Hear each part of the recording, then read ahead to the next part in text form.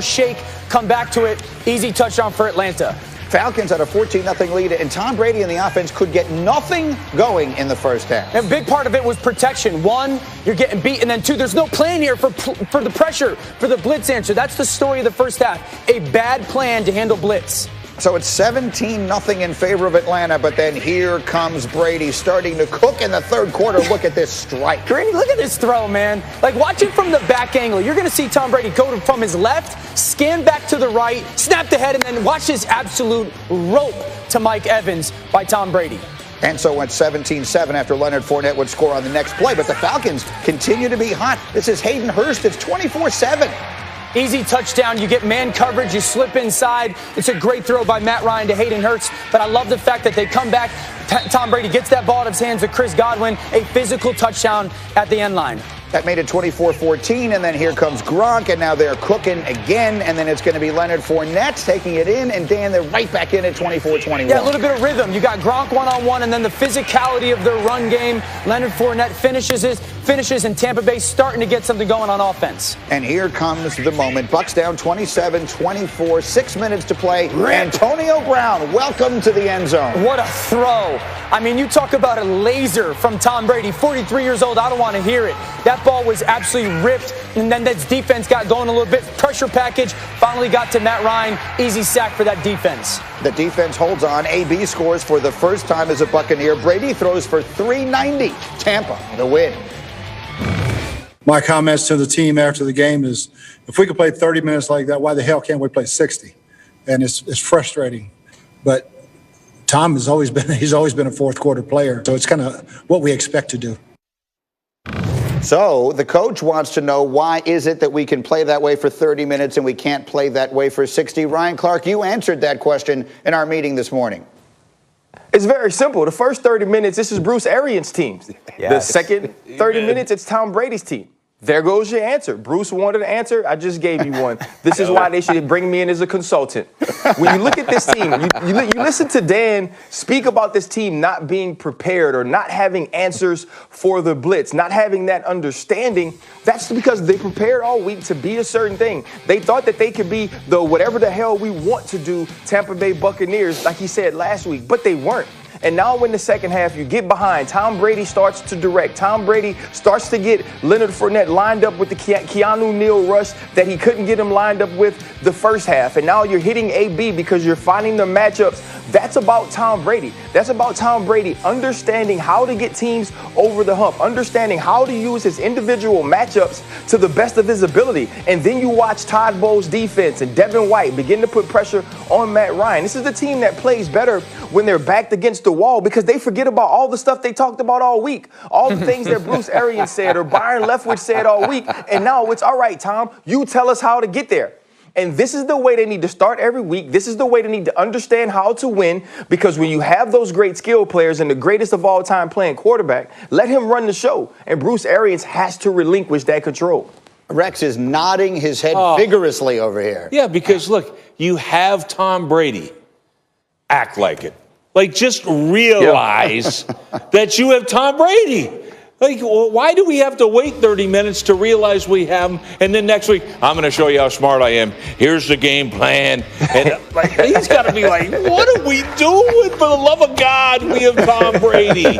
Man, look, when Peyton Manning went to Denver, they let Peyton Manning run the show. You had the greatest of all time. Just say, look, Tom, whatever it is from now on, dude, I'm going to show up. The game is at what time? I'll be there. You go. You take it, my friend. I'm right here. I'm going to go on the golf course. I'm ready to roll, babe. Let's go. It's all you. Dan, get more specific. What is it in the second half? Take me through it. I could hear you in your voice, the enthusiasm during the highlight. What is it that you're seeing in that second half? Okay, so in the first half, RC touched on it. Like, there's no plan for handling pressure. It's to handle pressure, it's either get the ball out or commit numbers to protecting it. They did neither of that in the first half. And then the second half, you watch them bringing in an extra tight end. You watch them use a little bit more play action. They committed 6 or 7 guys into their protection because Atlanta had so much success. And all of a sudden, it's like, wait, we're keeping Tom Brady clean. And then I've said this for weeks. Your receivers don't need help. They're that good. All you have to do is make sure the quarterback is upright. All you have to do is make sure that you have the wall in front of him. When the wall is in front of him, he will cook. AB can win. Mike Evans can win. Godwin can win. Anyone who tells me Tom Brady can't play anymore, just watch the last 30 minutes. He threw for 320 yards in the second half in the NFL. He threw for a quiet 400. I don't care if it's against Atlanta. Like, that's the difference. Right. They go into the first Quiet. half. They go into the first half, and it's like Tom Brady's on his back all the time. Did you not think that you, who have struggled with pressure all year, the defense wasn't going to come out and pressure you? And then all of a sudden, in the second half, they come out, and it's like, all right, we'll keep an extra tight end. And, or you know what, we'll chip with our tail back. We'll use some play-action pass to make the defense hesitant. And then you watch Tom Brady do whatever he wants with the football. I've said it since October. As long as they keep Tom Brady clean, both with plan, execution, this offense will be fine.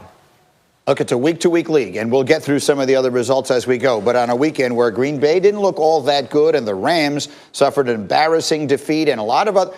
New Orleans loses a game yesterday. This week, the Buccaneers look like a potential Super Bowl team with the way they played in that second half. Everybody stay close. Much more NFL as we continue. But to the next order of business, and that is Selection Sunday. The decisions made and the college football playoff matchups will be Alabama and Notre Dame in the Rose Bowl. They'll play that game in Dallas. Clemson and Ohio State in the Sugar Bowl, as usual, in New Orleans. It's the third time that Alabama has gone wire to wire atop the college football playoff rankings in a season, and you see how it broke down there with Texas A&M at 5, Oklahoma at 6, and here they are.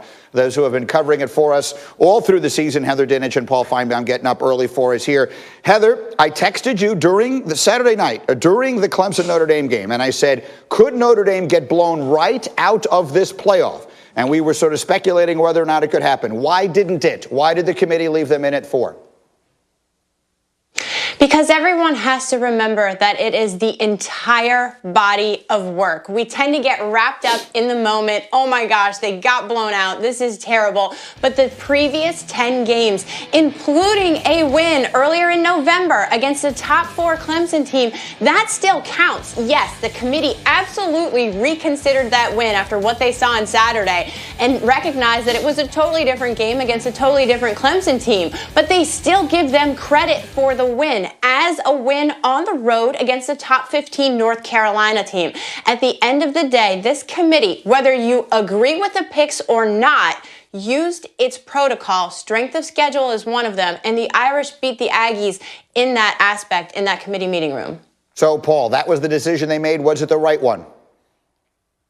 It was the right one, but it was not a good choice at all because Greeny, neither choice was really very good. I mean, you could have done the same thing with Ohio State.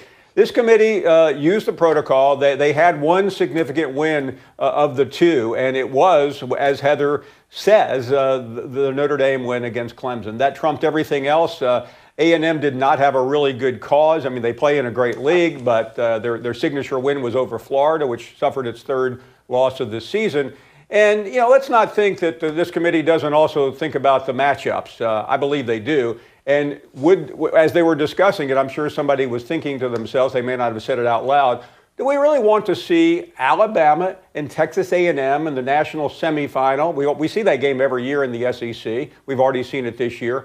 Or do we want to see Alabama and Notre Dame, the two greatest programs in college football history? We have our answer.